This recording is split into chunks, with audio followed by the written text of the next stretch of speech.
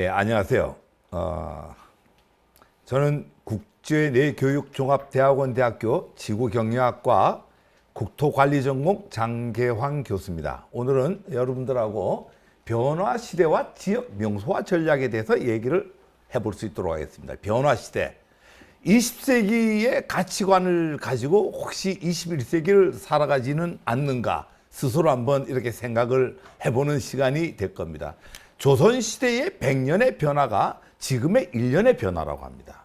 그냥 속도가 엄청 빠르다라고 하는 거죠. 이 변화 시대의 변화의 그 속도를 인지하지 못하면은 놓쳐버린다라고 하는 거예요. 오늘은 얼마나 빠른 속도로 세상이 변화하고 있고 이 변화 시대의 이 명소화 전략이라고 하는 것은 어떤 부동산적 가치를 갖고 가는가 뭐 이런 부분을 갖고 여러분들하고 얘기를 해볼 수 있도록 하겠습니다. 저는 도시계획을 전공을 했고 영토학자입니다. 또 그러고 부동산 개발학을 합니다. 이 그림 뭐 이렇게 눈치챈 분 있겠죠. 저는 무주 리조트를 디자인하고 계획을 하고 설계를 한 도시계획을 하고 이 부동산 개발이라고 하는 여러분들 무주 리조트 지금 가면 되게 아름답습니다. 그게 제가 1985년도부터 1990년도까지 진행을 했던 제 역작이라고 할 수 있죠.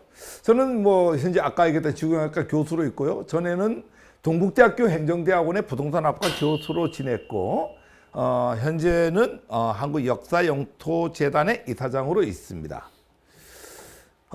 공부는 내 인생에 대한 예의다.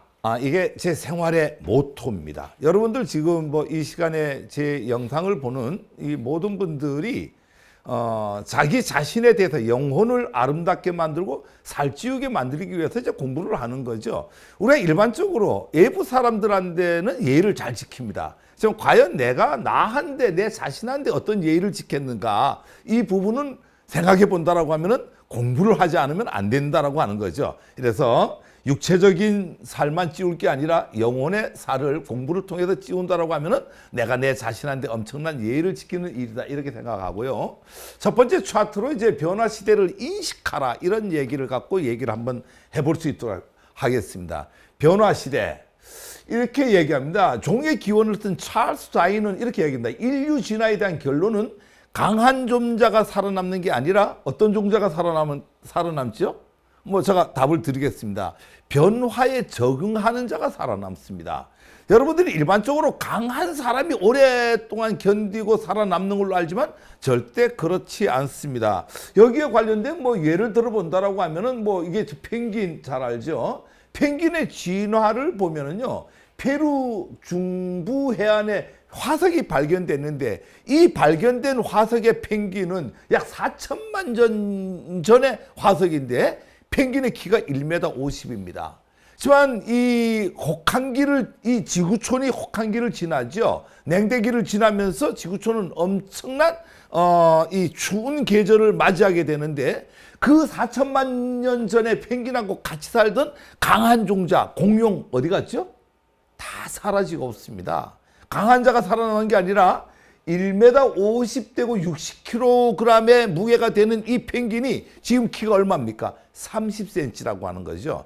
기후 변화에 적응을 했기 때문에 지금도 펭귄은 살아남을 수 있다. 즉 강한 종자가 살아남는 게 아니라 변화에 적응하는 종자가 살아남는다. 그런 걸로 본다면은 지금 이 시간에도 엄청난 우리 지구촌은 빠르게 변화하고 있는데 지금 어떤 방향으로 어떤 속도로 변화하고 있는지 이 자체를 인식하지 못한다라고 하면은 뒤처질 수밖에 없다라고 하는 부분입니다. 우리가 한국 수출품 중에서 세계에서 장악하는 게 있죠. 드라마죠. 한국 드라마가 세계를 장악하는데 과연 이 세계를 장악하는 한국 드라마의 성공의 비결은 뭘까요? 이것도 마찬가지로 제가 답을 드리겠습니다. 쪽대본이라고 합니다. 쪽대본 때문에 한국 드라마가 성공을 합니다. 이걸 예를 다시 들어보면은요. 미국의 드라마나 뭐 세계 모든 나라 드라마는 뭐 1편서부터 30편까지 드라마가 만들어진다고 하면은 전부 찍어놓고 그거를 송출해갖고 방영만 하는 이런 시스템입니다. 그런데 이제 한국 드라마는 안 그렇습니다. 1편서부터 3편 정도까지만 만들어 갖고 시장의 반응을 보는 겁니다. 시장의 반응을 봐갖고 시장의 반응이 좋으면은 계속 시나리오대로 찍어 나가면서 진행을 하지만, 만약에 시장의 반응이 없다라고 하면 어떻게 하죠? 이 드라마의 방향을 바꾼다라고 하는 거죠. 즉 다시 얘기해 갖고 시장 중심적으로 움직인다. 이 시장의 소비자가 이 변화하는 걸 인식해 갖고 거기에 맞춤형으로 간다라고 하는 거예요. 여러분 드라마 많이 보다 보면은 뭐 주인공이 너무 뭐 재미가 없고 방향이 이상하면은 일반적으로 여자 주인공을 어떻게 하죠? 뭐 암에 걸려 갖고 바꿔치기를 한다거나 유학을 보낸다거나 이런 드라마를 잘 아실 거예요. 그런 걸 이제 우리가 쪽대본이라고 합니다. 그러니까 시장의 반응을 봐가면서 다음 주에 나갈 거를 오늘 그 시장의 반응을 봐갖고 새로 시나리오를 써갖고 이렇게 적응하는 이런 어떤 형태가 한국 드라마가 수출 산업의 1위로 가는 게 아닌가 이렇게 생각한다고 하면은 시장의 변화에 적응하는 드라마만이 살아남을 수 있다. 이렇게 보시면 되겠습니다. 이 변화 시대에 우리가 가치도 틀려진다라고 하는 거예요. 뭐 우리 옛날에는 무조건 어른들이 열심히 하라고 했죠. 열심히라고 하는 가치는 사실 21세기에서는 버려야 될 가치입니다. 어떻게 해야 되죠? 열심히가 아니고 잘해야 됩니다. 잘한다라고 하는 이 개념이 뭔지를 인식을 하고 거기에 맞춰 나가야 된다라고 하는 거죠. 이걸 조금 더 풀어갖고 보면은요. 농업사회에서는 뛰는 놈이 최고였죠. 열심히 가치가 최고의 가치였습니다. 근데 이 농업사회에서 산업사회로 넘어가면서 열심히라고 하는 이 가치보다는 노하우가 지배하는 세상이었다라고 하는 거죠. 열심히 뭘 하는 것보다는 노하우 하나를 갖고 있으니까 잘 먹고 잘 살더라고 하는 거죠. 가치의 변화가 온 거죠. 이 시대의 변화라고 하는 것은 가치의 변화가 갖고 온 거죠. 이때부터 나타나는 것은 뛰는 놈이 아니라 뛰는 놈에 어떤 놈이 있죠? 나는 놈이 있죠. 그러니까 이게 나는 놈의 세상이 온 거예요. 나는 놈은 어떤 놈이냐면은 노하우를 가진 놈이고, 노하우를 가진 놈은 열심이라고 하는 것보다 지식, 이 어떤 그 노하우 하나만 가지면은 먹고 사는데 아무 문제가 없는 이런 세상으로 변했다라고 하는 거죠. 그런데 문제는 이 나는 놈의 세상에 이 노하우가 지식 정보화 사회로 오면서 어떻게 변화해 나가냐면은, 지식 정보화 사회에서는 여러분들 잘 아는 네이버나 구글처럼 검색 엔진이 발달해 갖고 모든 정보는 어디에 있죠? 검색 엔진 속에 다 있는 거예요. 그러니까 다시 얘기해서 이 노하우가 보편타당하게 누구나 사용하는 보편타당한 어떤 그 지식이 됐다라고 하는 거죠. 그러니까 노하우를 가졌다라고 하는 것은 남들보다 더 우위에 설 수 있는 환경이 더 이상 아니다. 그러다 보니까 결론은 뭐냐니까 이 노하우가 네이버나 구글 속에 다 들어있다. 요거를 우리가 이제 노웨어, 그러니까 내가 원하는 노하우가 어디 있는가를 인식을 하면은 바로 그걸 갖다 쓸 수 있다라고 하는 거예요. 그러다 보니까 이 지식 정보화 사회에서는 노하우보다는 노웨어 사회다. 이게 내가 원하는 지식이 어디 있는가를 갖다가 간다라고 하면은 바로바로 갖다 쓸 수 있다. 근데 최근에 들어서는 이 지식 정보화 사회가 감성 사회로 지금 넘어가는 사회입니다. 그러니까 우리가 뛰는 놈 위에 나는 놈이 있고, 나는 놈 위에 어떤 놈이 있죠? 어떤 놈요? 노는 놈이 있습니다. 그래서 지금은 이제 노는 놈의 세상입니다.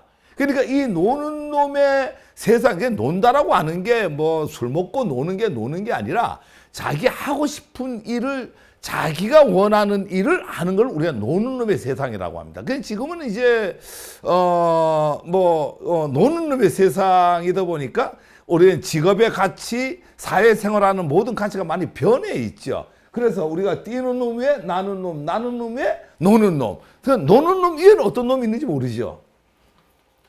미친 놈이 있습니다. 왜 나쁜 얘기가 아니에요. 불광불급.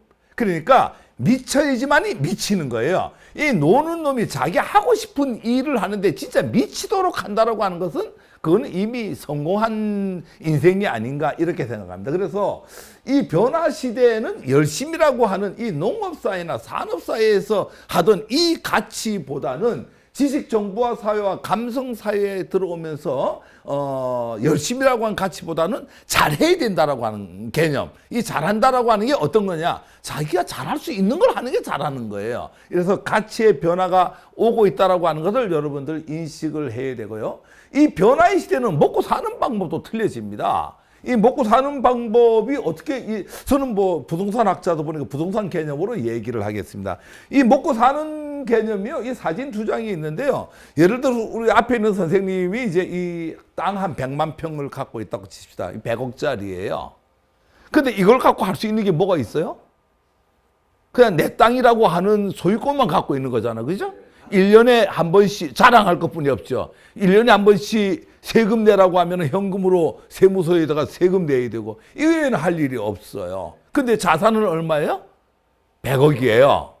그런데 이쪽 선생님은 돈이 한 3천만 원 뿐이 없어요. 그래서 300만 원짜리 자판기 10대를 사갖고 고속버스 터미널에다가 갖다 놨습니다. 그럼 어떻게 돼요? 계속 갈아주는 게 아니라 계속 돈이 들어오겠죠. 선생님 여기 들어와서 강의를 듣는 순간에도 술을 먹든지 밥을 먹든지 놀러 가든지 이 자판기는 뭘 하고 있죠? 나를 위해서 계속 돈을 벌어준다라고 하는 개념이에요. 이런 걸 우리가 이제 아바타 경영학이라고 하는데 이 나의 아바타를 뭘로 둘 것인가? 그래서 이 자산의 개념보다는 지금의 현금의 개념이 훨씬 더 중요한, 현금이 어떻게 회전돼 갖고 돌아가느냐, 그게 훨씬 중요한 세상으로 변화해 나가고 있다라고 하는 거예요. 그러다 보니까 감성 사회에서는 자산의 개념보다는 내가 놀고 뭐 하고 싶은 일을 하는데도 불구하고 내 대신 누군가는 뭘 하고 있죠? 돈을 벌어주는 이 아바타 경영학의 나의 아바타는 뭔가? 나의 아바타는 뭘로 만들어야 될 것인가? 이거를 이제 연구를 하고 집중적으로 고민을 해야 되는 이런 세상에 우리는 살고 있다. 뭐 우리 선생님 아바타 지금 갖고 있어요? 뭐 공부하는 사람은 뭐 열심히 뭘 하죠? 책을 쓰면은 인쇄가 나오겠죠. 그것도 하나의 아바타고, 작곡가는 가만히 있으면은 노래를 만들어 놓으면은 또 거기도 음원에 그게 또 나오게 되겠죠. 그런 자기가 잘할 수 있는 부분을 가지고 아바타를 만드는 게 중요한 이런 세상에 지금 우리가 직면해 있다라고 하는 거예요. 그래서 여러분들도 가장 빠른 나이에, 가장 적은 나이에 나의 평생 동안 나를 먹여 살려줄 아바타. 근데 우리는 이제 우리 어른들은 보면은 아바타를 뭘로 생각하냐면 자식으로 생각을 했어요. 자식 공부 열심히 시켜놓으면은 그 자식이 나한테 효도할 거라, 이런 기대감을 갖고 살아온 게 이제 우리 사회인데, 실질적으로 우리 사회는 어떻게 되지? 지금에 많이 변해 있다라고 하는 거예요. 그러니까 이 변해 있다라고 하는 게 뭐냐면은 효도를 하기 싫어서 효도를 안 하는 개념이 아니라, 옛날에는 60살 정도 되면은 어른들이 다 돌아가셨는데 지금은 100살까지 살다 보니까 100살 사면은 아들이 몇 살이에요? 70살, 80살이에요. 어떻게 공경을 하고 어떻게 효도를 하겠어요? 그러면 우리가 일반적으로 65세 퇴직을 한다고 하면은, 퇴직은 65세 하지만 70과 80까지 일을 한다고 쳐요. 80 이후에 그러면은 120살까지 산다고 해요. 그래서 40년을 뭘 어떻게 먹고 사냐 이거죠. 이 무릎이 다 나가고 마음대로 움직이지 못하고 사회에서, 직업에서부터 멀어지는 이런 어떤 시기가 나이가 드는데, 그럴 때 예를 들어서 나의 아바타가 없다라고 하면은 100세, 120세 인생이 행운이 아니라 때로는 저주가 될 수 있다. 이 변화의 시대라고 하는 걸 인식을 해야 된다라고 하는 거예요. 아직까지도 자식이 나의 아바타라고 생각하고 모든 내 재산과 내 열정과 모든 것들을 내 자식한테 올인했다라고 하면은 그 노인이 돼갖고 내가 실질적으로 움직이지 못할 때 엄청난 애로를 갖고 있을 수밖에 없다. 그래서 이거를 내가 어떻게 아바타를 만들 것인가, 뭐 이런 것들이 이제 변화 시대에 여러분들이 함께 고민을 해야 될 부분이고요. 이게 전부 이제 아바타에 뭐 이런 게 뭐예요? 그님이 오시다. 이게 뭐예요? 처마 밑에 한 60cm 공간에다 뭘 만들어 놨어요? 이 궁합 보는 거, 젊은 청춘네들이 와갖고 여기다 1,000원짜리 하나 넣고 궁합 보는 겁니다. 공간이 많이 필요한 거 아니잖아, 그죠? 처마 밑에다가 이렇게 하나를 놓고, 이 인사동에 있는데 엄청나게 젊은이들이 많이 와서 본다 이거죠. 이거 뭐 밤이고 낮이고 주인이 관리할 것도 없잖아, 그죠? 며칠 만에 한 번씩 와갖고 돈만 수거해 가면 되는 뭐 요것도 이제 뭐 이런 것도 많이 요즘 하잖아요. 공간을 많이 차지하는 사진관이 아니라 처마 밑에 일정 작은 공간에다가 이제 이런 것들을 갖다 놓고 이런 것들도 이것도 인사동에 있는 거예요. 인사동에 이제 비교적 외국인들이 많이 오면 이제 선물 사들고 이제 여기저기 방문을 하는데 너무 귀찮고 힘들잖아요. 어떻게 하겠어요? 이 스마트 키로 돼 있어 갖고 여기다가 문을 열고 집어넣어 놓고 그리고 마음대로 돌아다니다가 집에 갈 때 호텔로 들어갈 때 어떻게 하죠? 스마트 키 돈 내고 뭐 카드로 대고 가는 거예요. 수입 엄청납니다.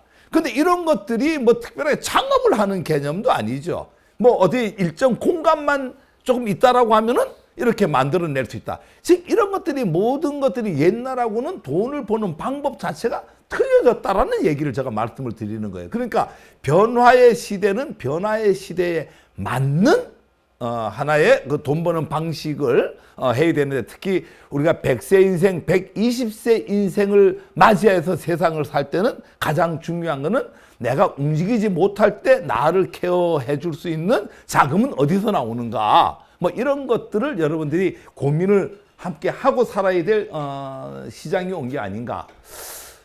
부동산 측면에서 이제 부동산 투자법도 이제 이 변화의 시대는 많이 달라지고 있다라고 하는 거예요. 이 옛날에는 이제 우리가 IQ 시대죠. IQ 시대는 뭐 인텔리전스 쿼시언트. IQ 시대에는 법테크, 머리 좋은 사람들이 법테크를 통해 갖고 뭘 했냐면 돈을 많이 벌었어요. 법테크라고 하는 이 개념은 뭐냐면은 이 법률적 관계가 땅이라고 하는 것은 법률적 관계가 달라지면은 용도와 규모가 달라집니다. 즉, 뭐 그냥 가장 쉽게 표현하면은 일반 주거지역하고 상업지역하고 가치는 많이 틀리겠죠. 예를 들어서 일반 주거지역을 상업지역으로 바꾼다. 그러면 이제 그 하나의 법테크가 되는 거예요. 그 내가 어떤 노력도 안 했는데 땅이 그냥 땅 용도가 일반 주거지역이었는데 상업지역이 됐다. 이러면 가치가 어떻게 되죠? 엄청 높아진다라고 하는 거죠. 그걸 우리가 법테크라고 합니다. 이게 머리 좋은 사람들이 이제 할 때 이제 이렇게 했는데 그 이후에 이제 이모션 쿼시언트 그러니까 감성 지수가 이 세상을 지배하는 사회 속에서는 이제 재테크라고 하는 이 개념이 요거는 뭐 여러분들 재테크는 너무나 잘 알잖아요. 재테크는 여러분들이 알 것은 이렇습니다. 동시에 세 사람이 5억을 주고 집을 샀는데 5년이 지난 뒤에는 가격이 다 틀리더라. 5억 주고 샀는데 한 사람 거는 6억이 됐고 한 사람 거는 7억이 됐고 한 사람 거는 8억이 됐더라. 그럼 왜 그런 현상이 일어나느냐? 이 사회의 물건이라고 하는 건 가치는 용도에 따라 틀려집니다.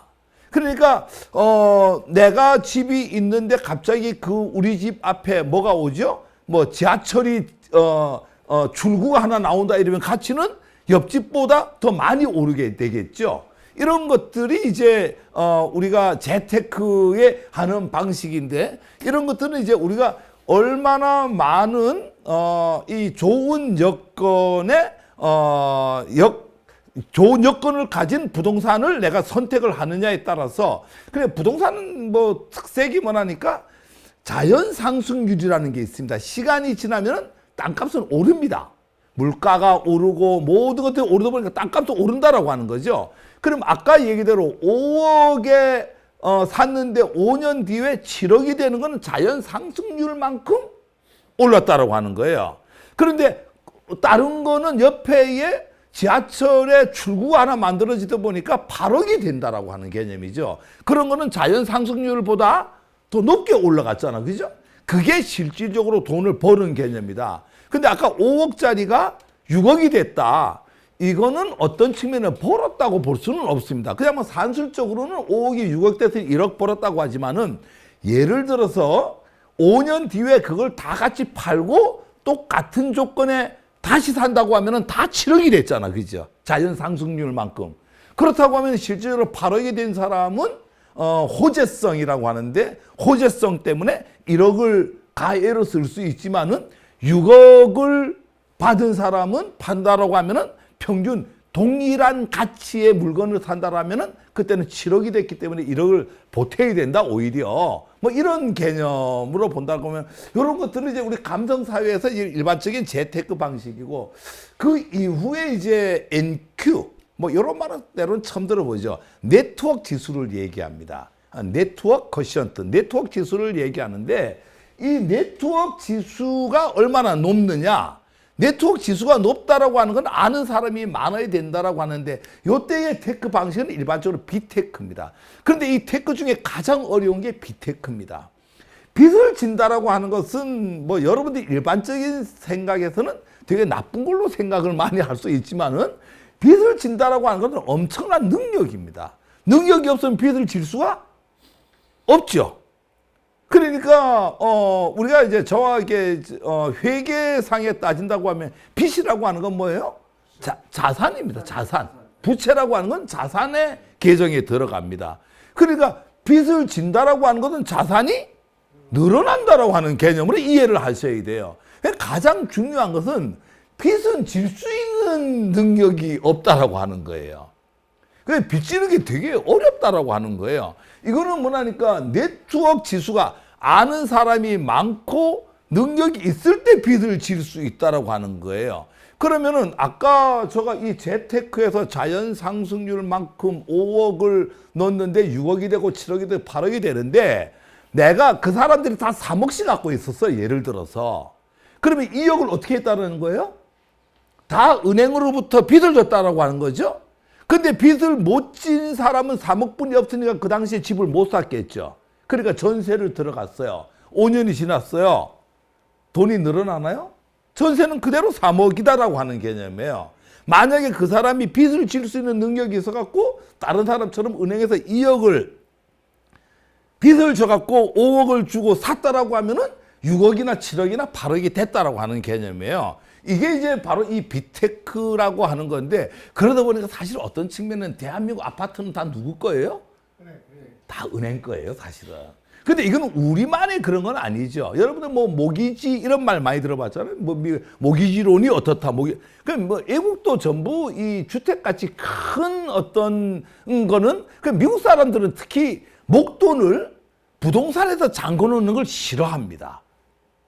그러니까 그 돈을 갖고 주식이나 금융 쪽에서 활용을 해갖고 부가가치를 금융자산에서 돈을 버는 걸 즐기지. 우리는 이제 일반적으로 이제 농경사회다 보니까 부동산을 무지무지 중요시 여기죠. 그래서 모든 자산의 한 80%를 70몇 %로 알고 있는데 거의 80%의 자산의 80%가 부동산으로 되어 있습니다. 근데 사실은 이제 부동산이 한 3, 40% 금융자산 뭐 채권 이런 걸로 분산을 해갖고 자산을 갖고 있는 게 사실 안정적이다. 제가 뭐 이 부동산 학자로서 부동산을 갖고 강조를 해야 되지만 그래도 자산이라는 개념에는 그게 더 안정적이다. 이렇게 말씀을 드리니까 여러분들 그런 걸 참고해 주시고요.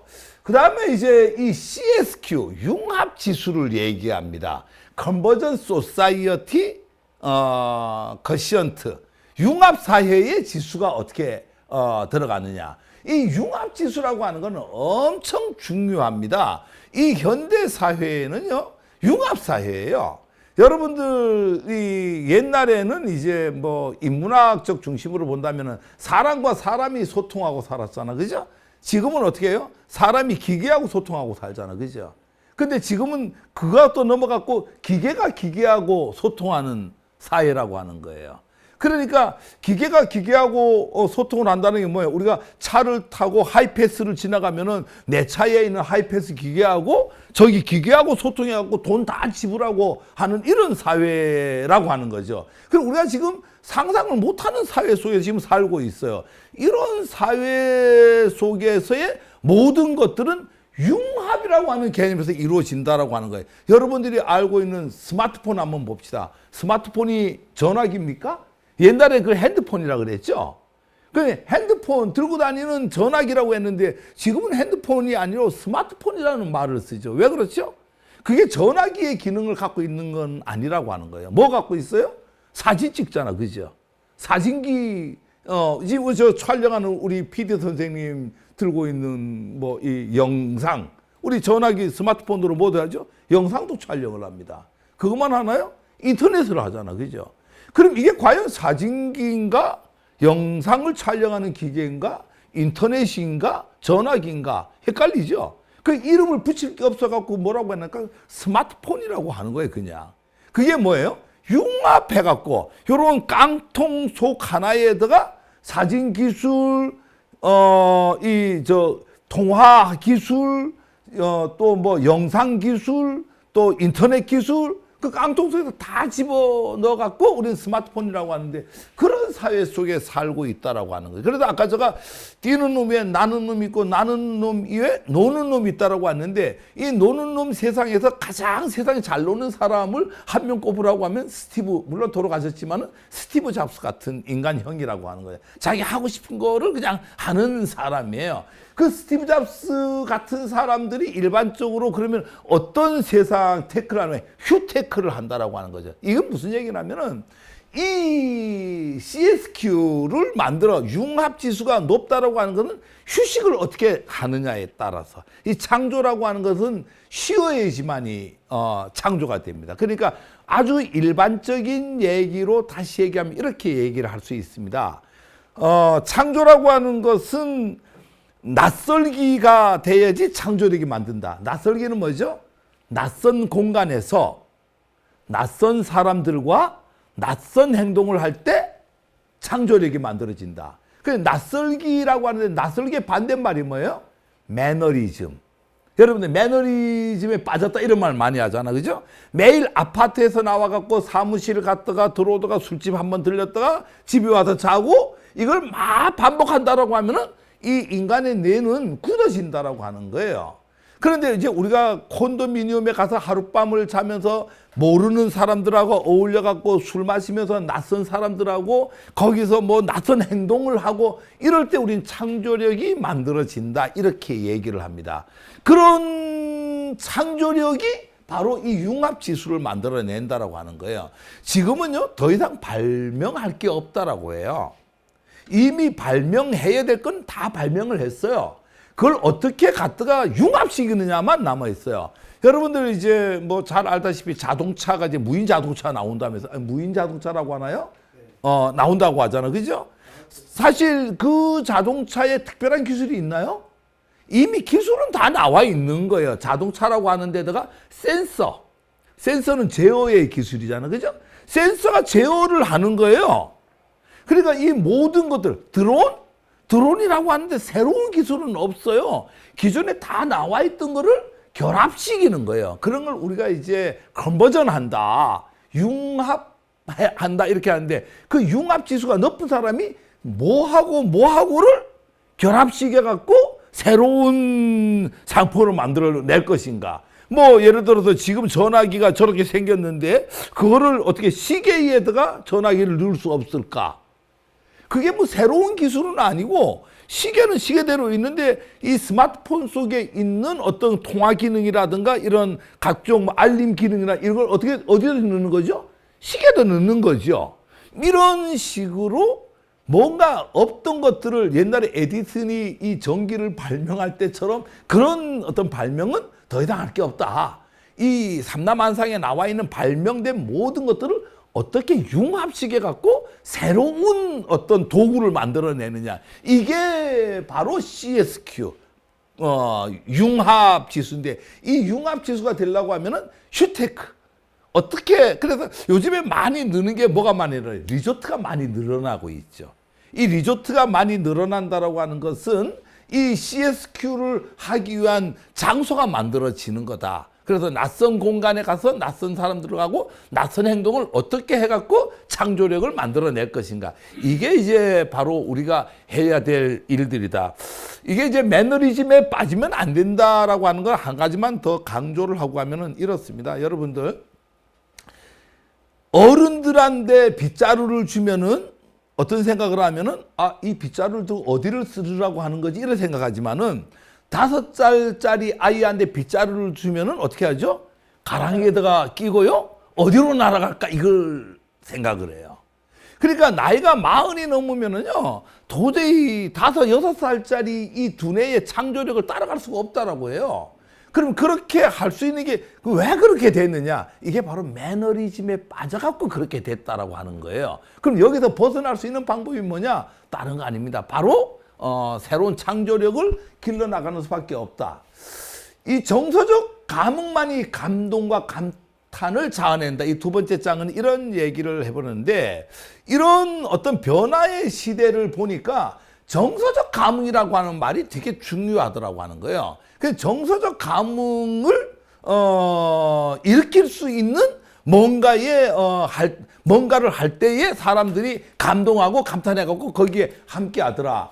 이분이 프랭크 게리라고 하는 사람의 미국의 건축가입니다. 우리가 흔히 말하는 21세기의 가장 위대한 건축가라고 하는데, 이 사람이 이 감동과 정서적 감흥이라는 걸 가지고 이 세상을 바꿔버립니다. 뭐 결론부터 먼저 얘기하면은 빌바오라고 하는 도시가 있어요. 이 스페인에 있는 도시입니다. 스페인에 있는 빌바오라고 하는 것은 진짜 별 볼 일 없는 도시예요. 해밍웨이가 쓴 소설 중에 정오의 죽음이라는 소설이 있는데, 거기에 이제 어떻게 표현되어 있느냐? 빌바오는 무덥고 추한 광산 도시다, 이렇게 표현되어 있어요. 우리나라로 말하면 정선 태백 정도 되는 도시인가 봐요. 이 빌바오라고 하는 도시가 그런 도시인데, 그러니까 거기에 누가 가겠어요? 누구도 거기를 안 가죠. 무덥고 추한 광산 도시니까. 그런데 이 프랭크 게리라고 하는 사람이 거기다가 구겐하임이라고 하는 미술관을 지었습니다. 물론 이 구겐하임의 미술관은 뉴욕에도 있어요. 그 다음에 지금 최근에는 아부다비에도 있는데, 여기에다가 빌바오라고 하는 미술관을 지었는데, 이 미술관을 짓자마자 미술관 개관한 지 1년 만에 136만 명의 관광객이 러시를 이루는데, 지금은 뭐 몇백만인지 셀 수 없을 정도로 관광객이 많고, 지금은 저기 그냥 빌바오 미술관 하나 때문에 빌바오라고 하는 도시가 관광 명소가 됐다라고 하는 거예요. 아까 뭐라 그랬어요? 이 소설에 보면 표현한 거 보면은 무덥고 추한 광산 도시라고 했는데, 지금은 세계의 최고의 광산 도시로 각광을 받고 있다. 이게 뭐냐면은 바로 이 구겐하임이라고 하는 이 미술관 하나가 사람들한테 정서적 감흥을 일으킨 거예요. 그러니까 이 정서적 감흥 때문에, 근데 이분은 프랭크 게리는 해체주의 건축가입니다. 뭐 이런 작품들을 주로 이렇게 만드는데, 이런 걸 뭐 제가 여기서 건축 사조를 얘기하는 게 아니니까 이건 해체주의라고 하는데, 상당히 뭐 전통적인 어떤 벽돌이나 나무나 세멘트 이런 걸 안 쓰고 메탈을 씁니다. 그러니까 이걸 이제 메탈 플라워다 이렇게 얘기하는데, 메탈 꽃, 그러니까 메탈을 갖고 꽃 형태로 만들어가고 표면을 장식한 이런 해체주의 작가인데, 얼마나 사람들 감동을 많이 줬으면 이 건축물 하나를 보기 위해서 몇백만씩 이 빌바오로 지금 몰려들고 있다, 매년마다.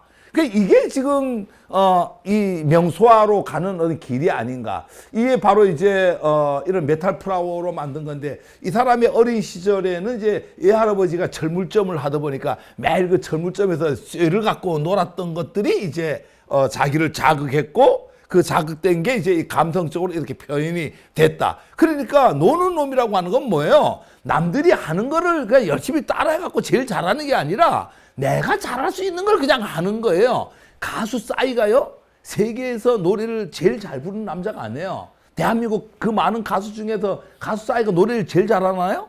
그거 아니죠. 그런데 진짜 그 노래를 조금 뭐 잘하고 못하고보다 자기 하고 싶은 뭐 말춤에다가 막 이렇게 하니까 사람들이 뭐예요? 교감하고 감동받는 거예요. 정서적 감흥을 일으키는 거예요. 그게 세계적인 가수가 돼. 그게 노는 놈의 세상이다, 이렇게 이제 보시면 되고요. 그래서 망치톱, 쇠사슬 이런 메탈 자료들이 이제 이 사람을 자극해가고 이런 작품을 만들어낼 수 있었다라고 하고, 이분은 뭐 건축가라고만 할 수 없고, 이게 조각가라고도 할 수 있어요. 주로 애할머니가 이제 생선 요리를 많이 해줘갖고, 그 생선에 대한 어떤 그리움 때문에 일본 고베, 그 지진이 났던 고베에 가면 춤추는 물고기, 저도 한번 가서 본 게 있는데, 그래서 이 아까 노는 놈이라고 하는 개념은요, 사소한 일상과 추억을 명품으로 만드는 가치관을 가진 소유자가 할 수 있는, 그러니까 누구나 때로는 할 수 있어요. 그러니까 뭐 우리가 판검사가 되겠다고 막 그 노력하고 뭐 되지도 않는 음악성도 없는데 뭐 어린 시절부터 매일 바이올린 가르쳐갖고 네가 음악가가 돼야 된다. 그렇게 갖고는 안 되는 세상이라고 하는 거예요. 지금 세상은 그냥 가장 잘할 수 있는 거를 이렇게 밀어주는, 그거를 잘 살리는, 그게 바로 이제 노는 놈의 세상인데, 그런 세상에 변화가 왔다. 이거를 인식을 하시면 되고요. 프랭크 게리의 명작은 이제 빌바오 구겐하임 미술관을 이제 금속 패널로 만든 메탈 플라워가 가장 인기 있는 작품인데, 이런 얘기 할게요. 생각이 바뀌면 상상력이 피어난다. 생각이 바뀌어야 됩니다. 두 번째로는요, 어떤 위대한 기술도 정서적 감흥을 일으키지 못하면 무용지물이 된다. 우리가 이제 뭐 핸드폰 살 때 뭐 몇 킬로 헤르츠가 어떻고 음량이 어떻고 그거 갖고 핸드폰 사는 거 아니잖아. 그죠? 기술이 지배하는 사회가 아니라고 하는 거예요. 그럼 뭐가 지배하는 사회예요? 그냥 정서적 감흥을 일으키는 내가 뭔가를 사들인다라고 하는 거예요. 그래서 정해진 거 놓고 생각이 바뀌면 상상력이 피어나고요. 건축물을 컨테이너가 아닌 컨텐츠로 바라볼 수 있는 자유로운 시선. 이게 이제 프랭크 게리가 얘기하는 이제 창조 DNA다 이렇게 얘기하는데, 이 변화의 시대 21세기에는 이런 것들이 중시되는 사회다 이렇게 해서 결론은 뭐라니까, 아무리 우수한 기술도 정서적 감흥이 없으면 망한다. 기술 갖고 먹고 사는 세상 아닙니다.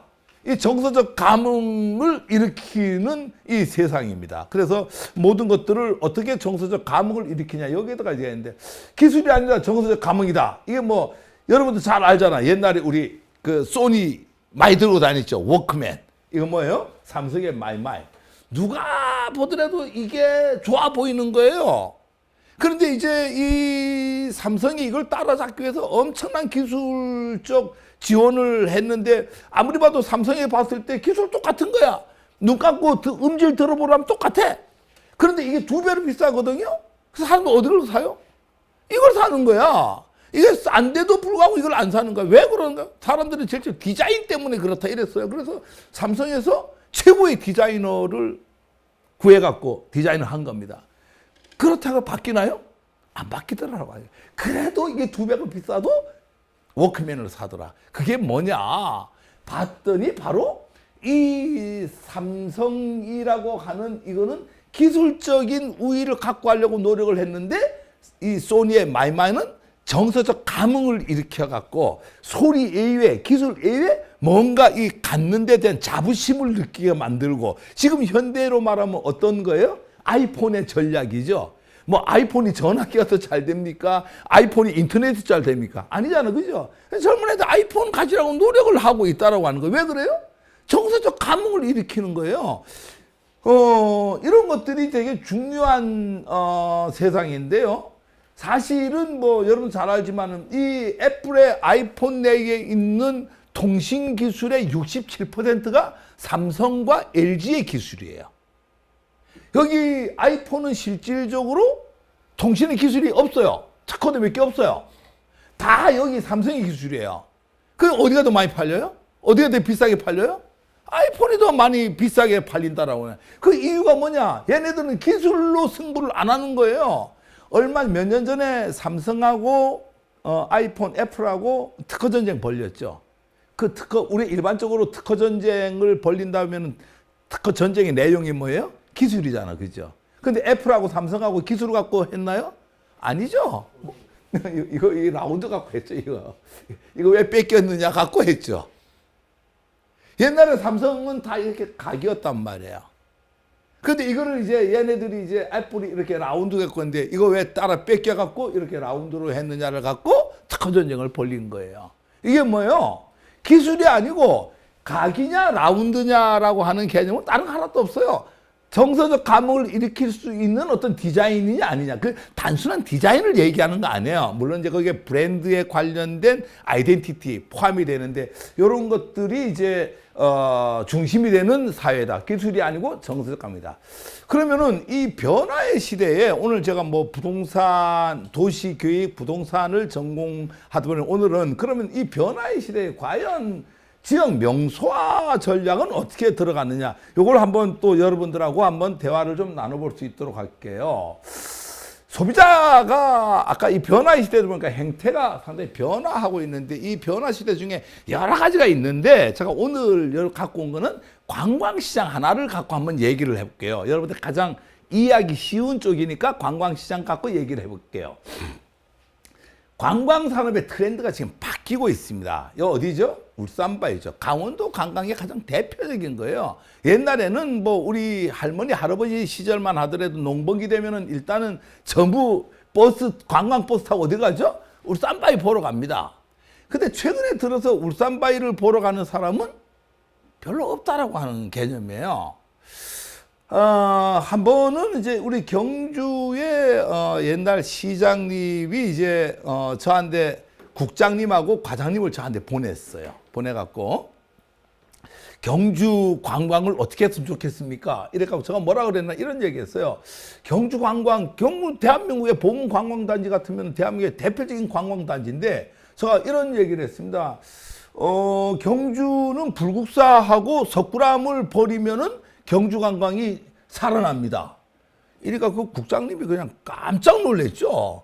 자기네는 석굴암하고 불국사 갖고 먹고 사는 줄 알았는데 그걸 버려야지 먹고 산다라고 하니까 그래서 이제 제가 뭐 그 이후에 이제 경주 시장님도 이제 가서 하이콘가요? 거기가 경주에 있는 거기서 만난 적도 있고 이러는데, 무슨 얘기냐면은 우리가 이제 경주에 놀러 가자 이러면 다 뭐라고 하니까 갔다 왔어 이렇게 얘기해요. 그 언제 이러면 고등학교 2학년 때 수학여행 갔다 온 거죠.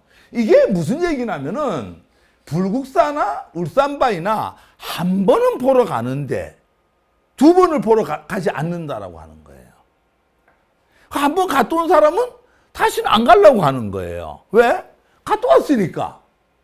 이게 뭐냐 이거죠. 이 세상이 바뀌었다라고 하는 걸 인식을 못하면은 계속 여기에다가 이제 목을 메고 이제 이걸 갖고 사람을 끌으려고 하는데, 그건 아니다라고 하는 이 개념의 트렌드가 바뀌다. 그래서 최근 관광시장은 차별화된 스토리텔링을 중심으로 축이 이동되고 있다. 이동된 축을 인지를 못하면은 어떻다? 관광객을 끌어모을 수 없다. 몇 가지만 제가 예를 들어버릴게요. 최근에 들어서 대한민국 가장 핫플레이스예요. 가장 관광객이 많이 오는 여수. 옛날에는요, 여수를 가면 어디를 가죠? 무조건 오동도를 갑니다. 지금 오동도 가요, 안 가요?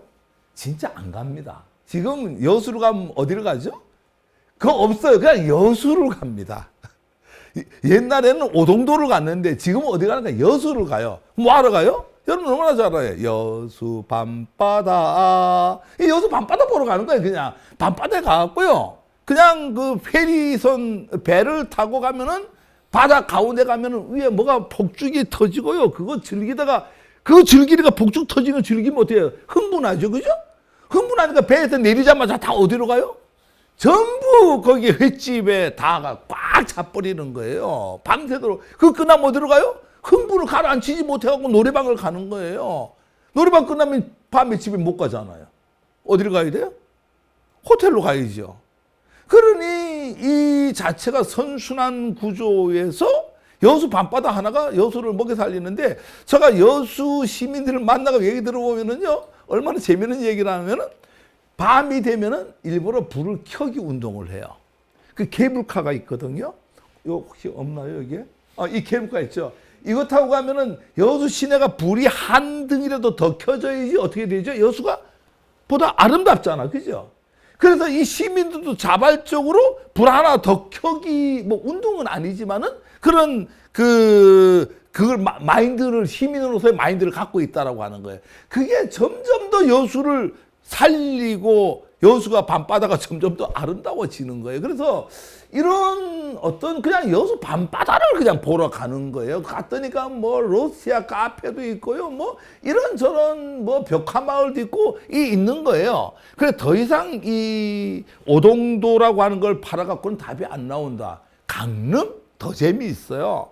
옛날에는 강릉 가면은 어디를 가요? 경포대를 가죠. 경포의 호수나 경포 해수욕장을 가는데, 지금은 강릉 가갖고 경포 뭐 바닷가에 나가겠지만은 경포 해수욕장을 보기 위해서 강릉은 안 간다. 강릉 왜 가느냐? 커피 마시러 가요. 강릉 사람들 일반적으로 이해 잘 못합니다. 왜 못하냐면은 커피 한 잔에 얼마예요? 5,000원이잖아요. 그 5,000원짜리 커피 마시려고 KTX 왕복 얼마예요? 5만 원이에요. 그 5,000원짜리 커피를 마시기 위해서 5만 원의 교통비를 들여갖고 강릉까지 왔다 가는 현대인들, 즉 MZ 세대들.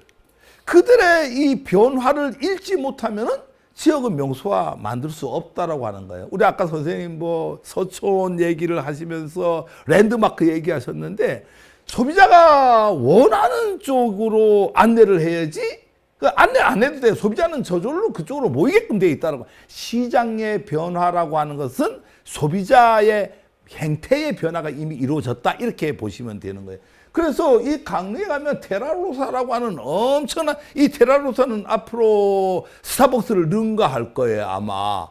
강릉에 본점이 있는데 그건 공장이에요. 완전히 가면은 큰 공장 규모의 테라로사. 그 다음에 우리나라의 이 커피를 명소화시킨 박이추 선생, 박이추의 보헤미안 로스터스라고 하는 그 박이추 선생 커피 공장이 있습니다. 이런 것들이 이미 강릉에 자리를 딱 잡다 보니까 MZ세대들은 5만 원을 안 아까워하고 5,000원짜리 커피 한 잔을 가서 마시고 올라오는데 가서 강릉항에서 한 잔 마시는 커피는 뭐 울산바위 보고 불국사 보는 것보다 훨씬 더 즐겁고 낫다라고 하는 게 MZ세대들의 소비자 행태다. 이런 소비자 행태를 우리가 어떻게 이해를 할 것인가. 그래서 경포대는 그냥 지나가는 그림에 불과하고 이런 커피라고 하는 이런 개념을 갖고 세상이 이렇게 변해 있다. 제주도도 마찬가지예요. 제가 뭐 대학 다닐 때 이제 수학여행 제주도 처음 갔댔는데요. 그때 가면 어디 가죠? 뭐 정방폭포 가고 천지연 폭포 가고 삼방산 뭐 성산 일출봉 이런 데 가는데 지금 안 가죠. 지금은 제주도 여행 가면은 야 뭐 올레길 7번 길이 아름답다. 12번 올레길이 더 아름답다. 이런 얘기를 합니다. 그래서 이런 말을 이해를 못하면 벌써 자기는 이 늙은 세대다 이렇게 보시면 돼요. 지금은 다 올레길 몇 번 세대로 가느냐. 그럼 제주도에서도 예를 들어 올레길 7번 길에다가 청년 창업자리 일자리 해갖고 커피숍 카페들을 쫙 만들어내고요. 그 해녀 아줌마들이 그 7번 길 올레길에서 해산물을 팔고 뭐 이런 어떤 산업이 아까 이 융합 한다 그랬잖아요. 융합해갖고 그 지역이 전부 명소화를 만들어내는 거예요. 재미있는 거요. 이 애월이라고 하는 데는 뭐 별 볼 일 없는 도시였어요. 그냥 이효리가 몇 년 살았거든요. 지금 애월은요 사람이 미어 터집니다. 그러니까 이효리가 살았다라고 하는 그 하나 때문에 그래서 세상이 변화해 나가고 있다라고 하는 거. 제가 뭐 얘기하는 게 뭐 어디 홍보하고 이게 아니라 세상이 이런 식으로 변화해 나간다라고 하는 거를 뭘 해야 된다? 인식해야 된다라고 하는 거예요. 그러니까 사람이 많이 모이니까 거기에 또 뭐가 만들어질 거예요? 카페나 이런 것들이 아름다우게 또 만들어지겠죠. 그러니까 만들어지니까 가니까 편하죠. 계속 상승한다라고 하는 개념이에요. 그래서 지역의 발전이라고 하는 거는 이렇게 해갖고 이어지고 만들어진다. 그래서 전통적인 이런 쪽에는 관광객이 더 이상 가지 않는다. 이게 어떻게 이제 명소화를 시키느냐가 뭐 이런 쪽에서 이제 답이 나오는 거고요. 제일 핫한, 대한민국의 최고 hat한 지역이죠. 양양입니다. 이게 옛날에는 양양하면 낙산사 외에는 없었죠. 근데 지금도 뭐 저희 세대에서는 낙산사 가면은 이제 그냥 마음이 편하고 즐거운데 더 이상 낙산사를 보기 위해서 양양을 가지는 않습니다. 양양은요, MZ세대의 성지입니다, 지금요. 대한민국에서 지금 현재 보면은 제일 MZ세대가 많이 가는 곳입니다. 어느 정도로 많이 가냐면은요, 여기에 사람이 워낙 많이 몰리다 보니까 지금 뭐 다시 얘기해서 이게 서핑보드에 서핑하는 쪽에 서퍼들의 성지로 되어 있어요. 젠트리피케이션이라고 하는데요. 이 부동산 지가가 너무 높아 갖고요. 이 수익성이 안 나옵니다. 사람이 그럼 많이 모이니까 그냥 뭐 지가가 엄청 올랐을 거 아니겠어요? 재미있는 게 뭐냐면은 여기는 완전히 인구 절벽 현상이 일어났던 곳이거든요. 사람이 다 떠나갖고 없던 곳이에요. 지금요, 다 양양으로 몰려들고 있어요, 전부요. 왜? 워낙 사람들이 많이 오니까. 그래서 여기에 호텔에 가보면은요, 이 토요일 날 저녁 같은 데는 호텔 옥상에 수영장이 있고 거기는 와인바로 바뀌면서 나이트클럽으로 바뀝니다. 이 그냥 클럽이 이 서울에 있는 강남의 클럽은 비교가 안 돼요. 왜 그런지 아세요? 강남의 클럽은 옷 다 입고 가잖아요. 거기 클럽은 어떻게 되겠어요? 다 이 비키니를 입고 춤을 추고 이러니까 남자들은 여자의 몸매를 보기 위해서 가고 여자들은 자랑시키기 위해서 가고 뭐 이런 개념이 뭐 하나의 이 상승 효과 때문에 그냥 뭐 꽉 차는데 왜 가느냐? 토요일 날 되면은 호텔에 그 와인 파티를 하는데 수영장에서 풀파티라고 하죠. 뭐 많이 아시는데요. MZ 세대인가 봐요. 그 풀파티를 즐기기 위해서 엄청나게 많은 사람들이 그쪽으로 몰려들고 있다. 그러니까 완전히 성지화돼 있다. 이렇게 보다 보니까 양양에서는 이제 요새 인구 소멸 시대 2만 인구의 양양이 이 성지가 되다 보니까 최근에는 거기다가 서핑하는 사람들을 위해서 편의시설들을 엄청 많이 이렇게 제공을 양양에서 해주는 뭐 이런 시대의 변화가 이루어지고 있다. 그래서 서핑 산업화도 양양이 완전히 성공을 시켰다. 이렇게 보시면 되시고. 아무도 찾지 않던 외관은 뭐 우리가 구미하고 대구 사이죠. 여기에 보면은 무무흐스라고 하는 수제 햄버거 가게가 있어요. 이걸 알면은 신세대고요. 이걸 모르면은 내가 좀 나이가 많이 들었구나 이렇게 생각하면 돼요. 이 가게 때문에요. 첫 해에 한 8만 명이 이 가게를 왔다 갔어요. 외관이라고 하는 도시는요. 그냥 뭐 지나가다가도 안 들리는 도시예요. 뭐 아무런 특색이 없고 옆에 미군 부대 옛날에 좀 하나 있어갖고 그러니까 더더욱 삭막한 도시였는데 이분입니다. 그래서 이 무무흐스라고 하는 거는 모든 날 매 순간 행복한 사람들 미음 히읗 시옷 이게 이제 무무흐스인데 이 수제 햄버거, 그러니까 이게 우리가 말하는 체험 관광이라고 하는 거예요. 그러니까 여기서는 이분이 참 머리를 잘 썼어요. 좋은 식재료를 갖다 놓고 가족끼리 오면은 햄버거를 파는 게 아니고 햄버거를 만들어라 이거죠. 그래서 가족들이 와서 햄버거를 만들어 갖고 자기가 만든 햄버거를 먹는 거예요. 그러니까 이런 체험이라고 하는 이 개념에 좋은 식자재를 갖다가 이렇게 얘기하니까 조그마한 시골 마을이거든요. 거기에 연간 8만 명이 요즘만 8만 명이 방문을 해요. 그러니까 얼마나 많은 사람들이 온다라고 하는 거예요. 그러니까 이런 어떤 세상이다. 그러니까 우리가 생각하는 거하고 실질적으로 세상이 돌아가는 거하고는 틀리다. 이 틀린 세상은 변화의 시대에 이 변화를 인지하지 못하면은 이런데 산업을 내가 돈을 벌기 위해서도 이런 형식으로 산업화를 가야 되고 슈테크를 하더라도 이런 데를 가야지 슈테크가 되는 세상이다. 변화의 시대를 인식을 해야 된다. 광장시장. 여러분들 광장시장 하면 뭐예요? 뭐 생각나죠? 녹두전 생각나죠? 그다음 육회 생각나죠? 지금은 이제 광장시장에 물론 뭐 대표적인 아직까지도 녹두전과 육회지만은 광장시장 내에 예를 들어서 이런 와인바가 만들어졌다면 이해를 하시겠어요? 대표적으로 성공한 거예요. 엄청나게 많은 사람들이 외국인들을 많이 오니까 와갖고 뭐 소주 막걸리도 한잔하고 또 녹두전도 먹고 이러는데 보니까 또 그 속에서 상당히 그 고급스럽고 이러지만은 이런 그 옥색이라고 하죠. 이런 걸 통해 갖고 신비로운 어떤 공간을 2층에도 하나를 만들었어요. 이게 요즘 또 새로운 그 명소가 핫플레이스 속에 잇플레이스 3651장이라고 하는 이 광장시장 내에 있어요. 그래서 여기가 좀 뭐 최근에 뭐 우리 표현대로 하면은 돈을 제일 많이 버는 뭐 이런 어떤 광장시장 내에서 이런 이 변화에 갖고 가고 있다. 그러니까 우리가 놀러를 가나 내가 놀러를 가는 장소를 만드나 어느 걸로 가든지 간에 20세기의 시각과 20세기의 가치관을 갖고 가면 안 된다. 어떻게 해야 된다? 21세기의 변화의 시대에 맞는 가치관. 특히 이제 영어로 이제 우리가 consumer behavior 이렇게 얘기합니다. consumer behavior, 소비자 행동론. 그러니까 소비자가 어떻게 행동하느냐. 우리가 특히 문화를 유도하고 끌고 가고 리딩하는 게 MZ세대라고 하잖아. 그죠? MZ세대의 소비자 행동은 어떻게 흘러가고 있는가. 그 소비자가 어떻게 행동하는가를 우리가 읽는다라고 하면은 산업을 그쪽으로 몰고 가줘야 되겠죠. 그래서 이 변화의 시대에 맞는 쪽에서 여러분들이 움직여줘야 된다. 그래서 지역 명소화를 통한 관광의 브랜드화는 먼저 제가 결론을 좀 얘기하면 단순하고 명확한 테마를 요구해야 된다. 막 복잡한 거 안 된다. 완전 차별화된 컨텐츠를 요구한다. 세 번째로는 웰빙보다는 힐링 시장이 확대다. 옛날 우리가 뭐 한 10년, 15년 전만 해도 웰빙 얘기 많이 했잖아요. 요즘 웰빙 얘기 하나요? 안 하잖아요. 힐링 얘기하죠.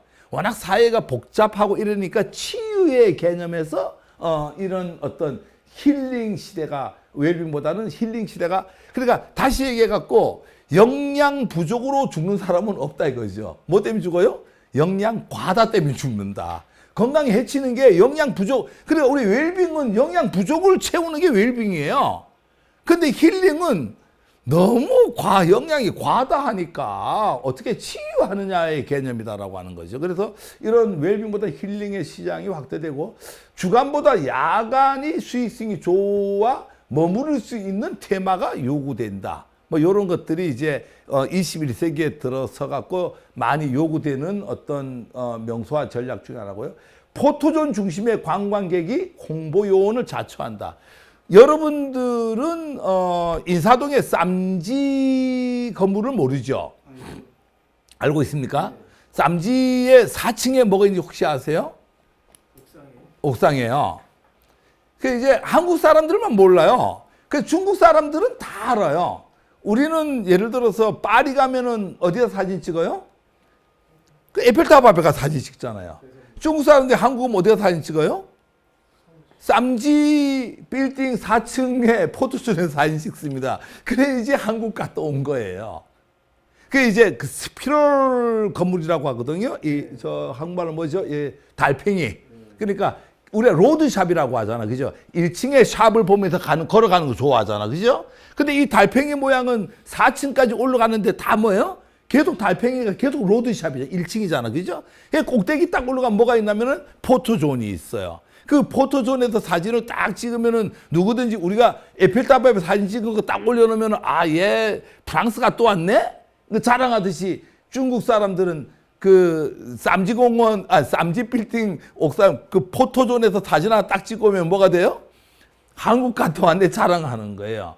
그런 식으로 이 포토존은요, 요즘 블로그를 많이 하니까 갔다 오면은 자기가 어떻게 해야 되죠? 사진 찍고 올리면 그 자체가 관광이 된다. 그 다음에 아까 그 무무흐스처럼 체험형 관광 산업이 발달하는 추세다. 뭐 이런 것들이 이제 그런 거. 제가 뭐 결론적으로 얘기하면은 뻔한 것은 가라. 뭐만 남아라? 뻔한 게. 세상은 재미를 주지 못하면은 아무것도 안 된다. 그래서 뻔한 것은 가고 뻔한 것만이 살 길이다. 그래서 뻔한 어떤 그 소비자는 이제 뻔한 것보다 뻔한 것을 요구한다. 이 얘기를 하는 겁니다. 그래서 그렇게 해야 된다. 마지막으로 국학원 산하에 있는 국제내교육종합대학원 대학교 지구경영학과 국토관리 전공에 대해서 아주 간단하게 설명을 좀 드릴게요. 제가 이제 소속돼 있는 학과입니다. 우리 학과를 좀 소개해 드리면은 땅에 관련된 모든 것을 연구하는 융합학문을 하는 곳입니다. 융합학문. 땅에 관련된 모든 것. 이 땅에 관한 모든 것들이라고 하는 게 땅의 시공간의 역사를 연구하면 영토학이 됩니다. 땅을요, 삶이 두려워서 만들어내는 도시를 연구하면 도시계획학이 됩니다. 그리고 도시개발의 공간을 만드는 부동산 개발학. 이거는 뭐 주거공간, 상업공간, 리조트공간. 이건 부동산 개발학. 마지막으로 땅에 대한 철학과 관리를 중심으로 하는 지적학. 이 네 가지를 융합해서 연구를 하는 지구경영학과 국토관리 전공입니다. 엄청 흥미 있습니다. 조금 전에 오늘 제가 강의했던 이런 내용들을 종합적으로 다스려 갖고 부동산 개발을 어떻게 하는가, 얼마나 아름다운 집을 짓고 도시를 어떻게 활성화시키는가, 뭐 이런 것들을 연구하는 곳이니까 여러분들 관심 갖고 함께 했으면 좋겠습니다. 트렌드를 읽고 소비자 행동을 이해를 한다라고 하는 것은 우리가 세상이 변화했는데 이 변화 시장을 우리가 함께 읽고 가야 됩니다. 아까 얘기했죠. 컨슈머 비헤이버, 소비자 행동론. 소비자가 행동하고자 하는 거기에 맞춘 공급. 수요자가 거기에 있으니까 그렇게 해야지만이 된다. 이게 엄청나게 빠른 속도로 변화의 시대에 움직이고 있으니까 여러분들 그런 어떤 시대의 흐름을 읽고 변화의 시대에 성공하는 삶을 갖고 가기를 바라겠습니다. 이상 강의를 마치겠습니다. 감사합니다.